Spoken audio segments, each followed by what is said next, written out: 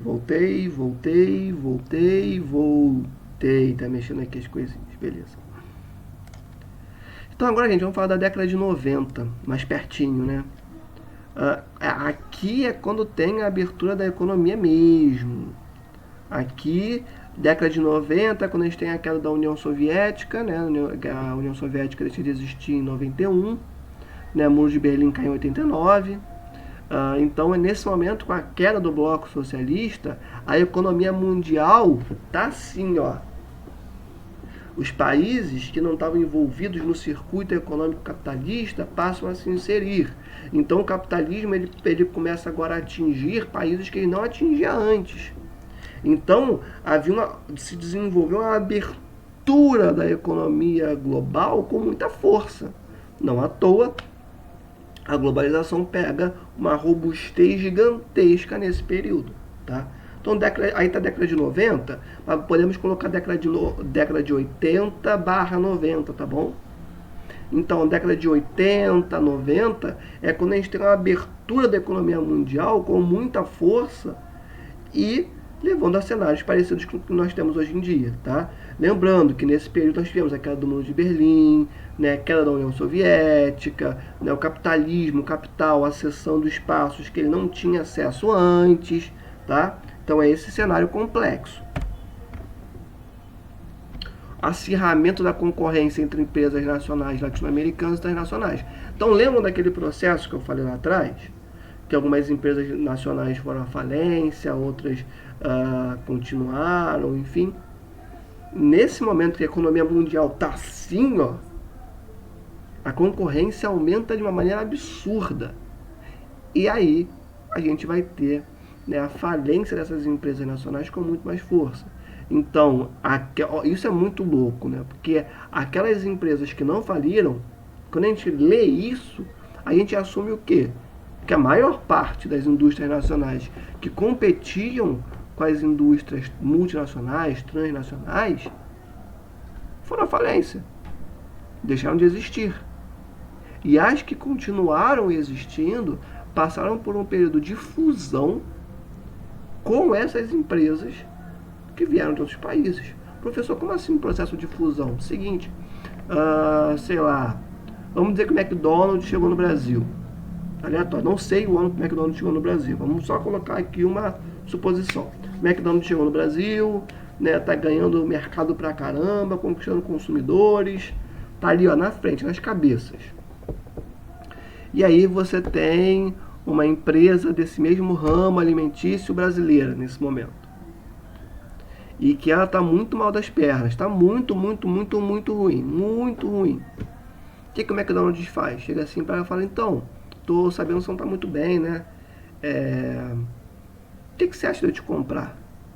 A empresa que já estava ferrada, cheia de dívidas, fala, tranquilo. McDonald's pega e fala, é meu. Ou seja, aquela competição que existia pela indústria nacional não existe mais, porque houve um processo de fusão.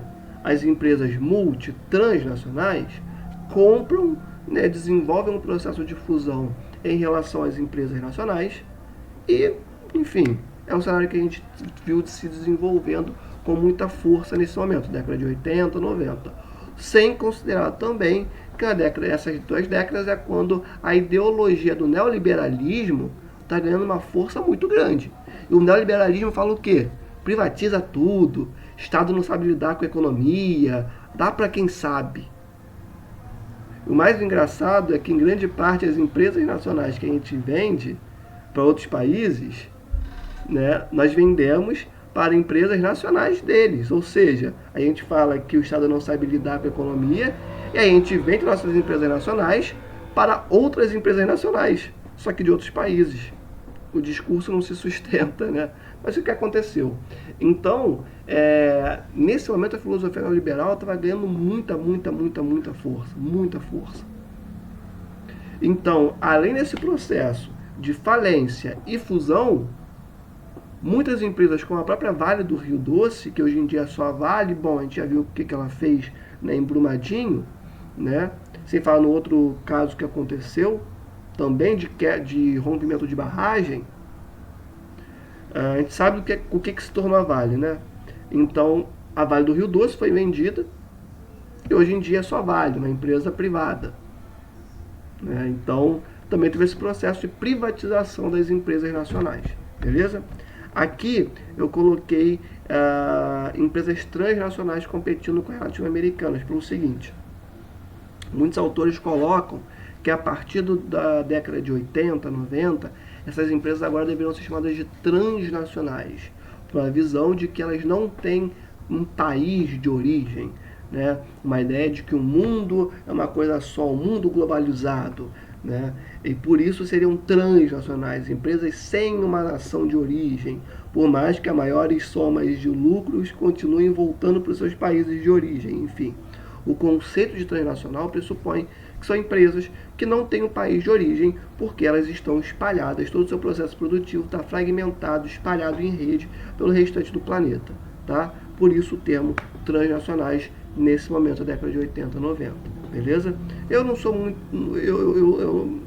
Eu acho que esse termo não faz muito sentido, os professores da faculdade também não viam muito sentido nesse termo, mas ele é mais popularizado, né? No conteúdo, né, de economia internacional, relações internacionais, enfim, então ele aparece muito. Então por isso que eu trouxe esse termo para vocês, tá? Então vamos lá. Agora a gente vai falar do século XXI. No século XXI acontece um processo interessante, que temos a ascensão de governos mais comprometidos com o espaço nacional, principalmente na Argentina e no Brasil, né, que alguns vão falar de governos de esquerda, né, que no Brasil começam a partir de 2001. E esses governos, eles começam e durante esse período, né, de vigência desses governos, começa a ganhar força a ideia de integração interna e busca por novos parceiros comerciais fora da antiga estrutura sul-norte. Não entendi nada que você falou, professor. É o seguinte: esses governos não são mais comprometidos com o espaço nacional, com a causa nacional. Então o que a gente começou a fazer? Cara, América Latina, a gente precisa se unir, a gente precisa se integrar economicamente. Percebam, não é uma integração para a dominação do mundo. Não. Não é isso, não faz nem sentido falar isso. É uma integração do ponto de vista que os Estados Unidos é a maior economia do mundo, a União Europeia tem uma soma de exportação absurda e de venda no mercado interno também muito grande, uma economia gigantesca, a União Europeia. A China vindo aí com margens de crescimento absurdas. Vamos fazer o quê? Vamos continuar exportando soja? Ou vocês não acham mais interessante a gente se unir aqui dentro e ficar vendendo os produtos entre nós, assim como os europeus fizeram na União Europeia? Criar acordos de desenvolvimento econômico? Como assim? Pô, eu estou desenvolvendo aqui uma infraestrutura de ferrovias, de rodovias. Pô, Argentina, você produz esse componente aí que eu preciso na produção da minha máquina. Você poderia me vender por um preço mais barato? Pô, tranquilão, Brasil, toma aqui, ó. Para isso acontecer, tem que ter um contrato. Tem que ter vários acordos econômicos se desenvolvendo. Formação de blocos econômicos nesse momento, Mercosul, Unasul, pouco tempo depois, que a gente já viu na aula passada. Os BRICS, que não são um bloco econômico, mas começam a formar a ganhar uma força econômica muito forte nesse momento. Então, a ideia desses governos era justamente a de, gente, olha o que está acontecendo no mundo. Estão vendo? Vocês viram a Europa? A União Europeia, que se tornou uma das maiores economias do mundo. Quando eu falo uma das maiores economias, claro, já é considerando que são vários países dentro da União Europeia, tá? A gente fala, né, no jargão econômico que a União Europeia se tornou uma grande economia, né, já para considerar todos os países que a completam, beleza? Que fazem parte do bloco. Olha o que a União Europeia fez, olha o que os europeus fizeram. Desde muito tempo, começaram a se integrar, principalmente nos períodos pós-guerra, começaram a se integrar, começaram a fazer relações econômicas entre eles, cresceram, fizeram grana juntos, e hoje em dia estão aí. Por que a gente não faz a mesma coisa aqui dentro? Por que nós, latinos, não podemos fazer isso? Podemos, claro que podemos, que é isso?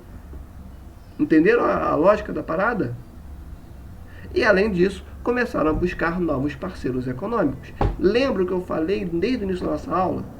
Vindo lá da Primeira Guerra Mundial, crise de 29, Segunda Guerra, 1950, que eu falei que basicamente o Brasil era, não só o Brasil, como todos os latinos, né, tinha uma grande dependência econômica de Estados Unidos e Europa.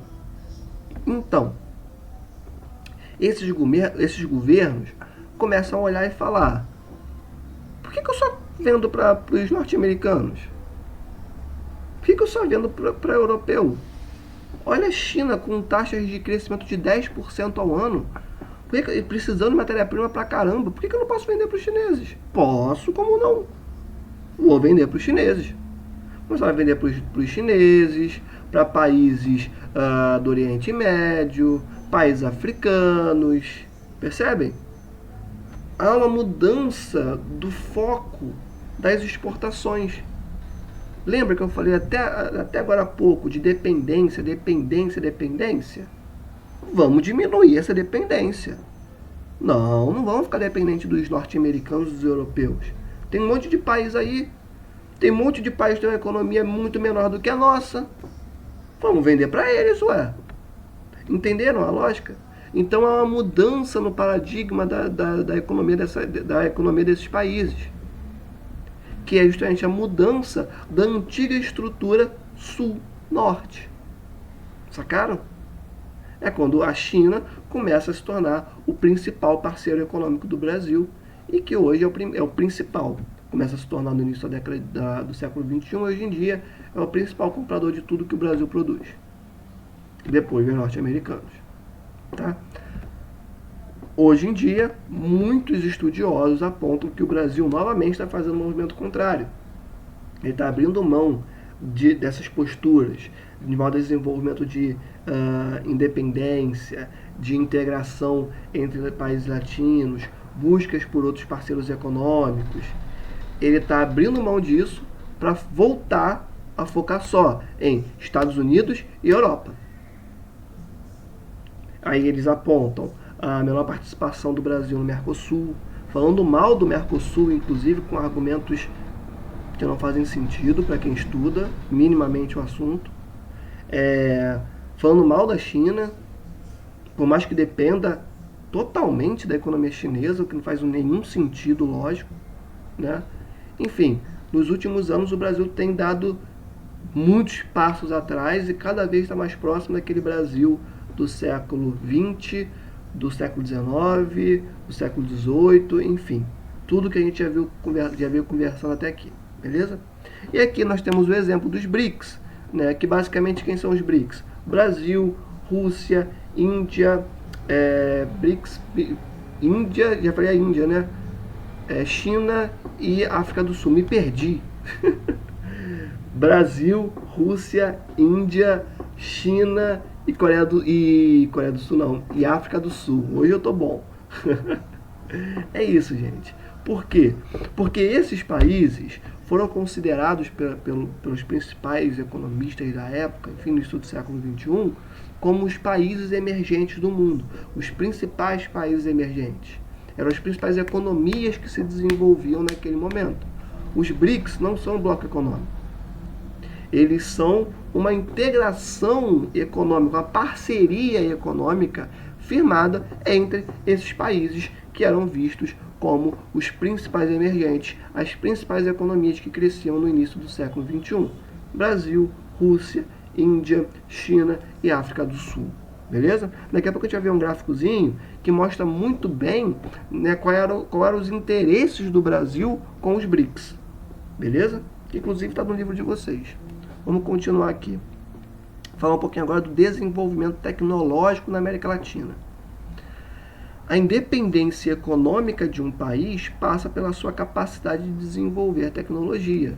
Gente, hoje em dia, não, sempre foi assim, né? Mas hoje em dia, eu acho que talvez seja até mais nítido isso para as pessoas. O que vale mais para você? Uma saca de soja ou um iPhone? O que tem mais valor? Você sabe a resposta. O que você acha que tem mais valor no mercado internacional? iPhone ou sacas de soja? Quem está mais independente economicamente na economia global hoje em dia? Quem vende o iPhone ou quem vende a saca de soja? Então, hoje em dia, não é sempre foi assim, né? Mas hoje em dia, no mundo globalizado que nós vivemos, em que informação é o produto mais importante de todos, ou vocês acham que Facebook, Instagram, TikTok, WhatsApp é de graça? Não é não. Tem alguns estudiosos, não lembro qual foi o estudioso, me fugiu o nome, mas ele tem uma frase muito interessante, né, que é assim: se um produto é gratuito, mais ou menos assim a frase, é porque o produto é você. Então, assim, nada de graça. O principal produto hoje em dia é a informação que nós damos a eles de graça. Então, assim, nesse mundo que gira em torno de informação, que a tecnologia é cada vez mais fundamental, ser independente economicamente, ser uma economia pujante, grande, forte, desenvolvida, pressupõe desenvolvimento de tecnologia. Ponto. Não tem como ir para outro lugar. Você não vai virar um país desenvolvido exportando soja. Não existe isso. Nunca existiu. Nunca. Não tem como você ser um país desenvolvido sem investimento em tecnologia, sem investimento em ciência, sem investimento em educação, sem investimento em saúde. Não tem como. É impossível. Nunca existiu no mundo. Nunca.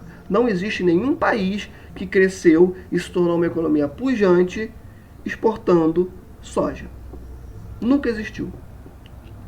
Se esse país exportava soja e depois reinvestia em educação, ciência e tecnologia, e hoje em dia ele exporta produtos de alto valor agregado, produtos de alta tecnologia, aí é uma coisa.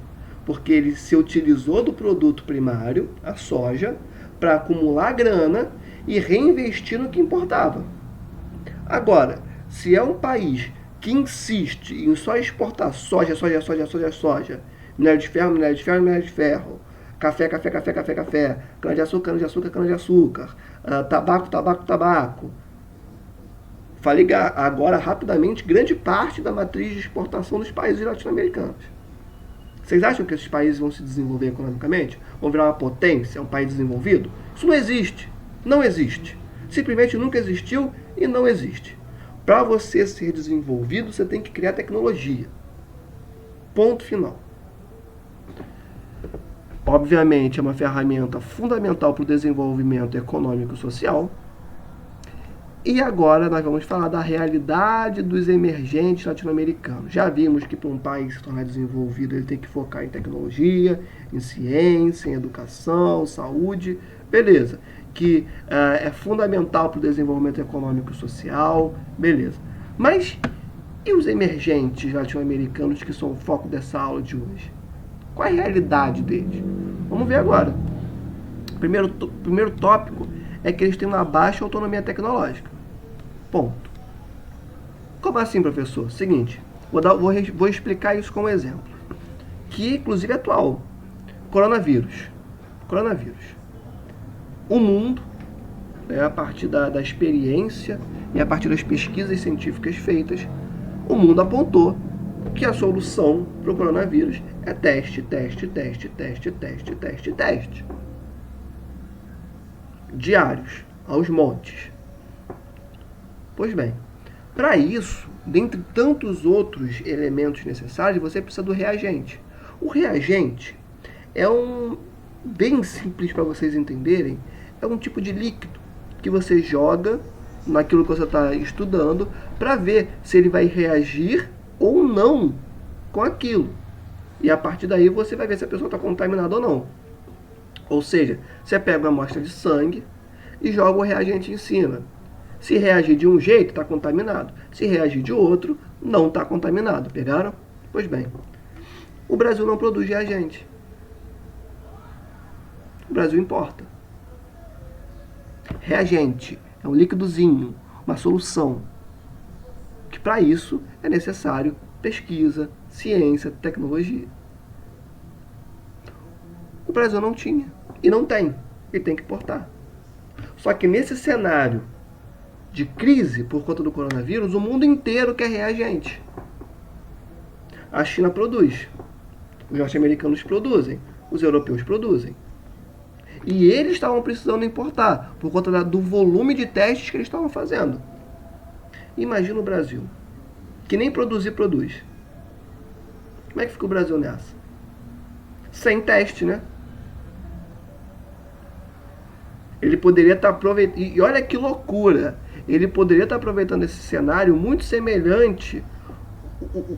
O vetor que construiu a crise é diferente. Antes era guerra, antes era uma crise econômica, hoje em dia é um vírus.